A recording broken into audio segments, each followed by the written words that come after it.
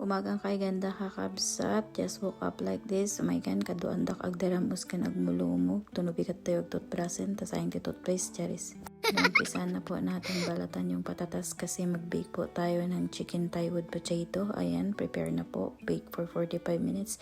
This would be the finished product kakabsat. Samahan nyo po akong maglafang for today's video. Pasensya na po kung sobrang taka ko dyan kasi hindi po ako kumain ng 1 year. Charis, may nag-invite po na friends, nag-chill-chill po kami. Medyo natamaan po ako kasi hard yung ininom kaya natulog po ako diretso kakabsat. After eating, samahan nyo naman po akong maglinis ng aking apartment. Tahan lang agmalmalum nga agul-uldag tayo kakabsat.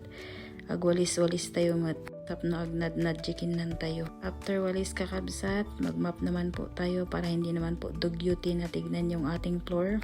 Sunday, day of day, kaya may time po tayong maglinis. Nakapag-hinolsol na ba ang tanan, charis? After mapping kakabsat, iligpit naman po natin yung ating basurahan. Once a week lang po tayong magtapon.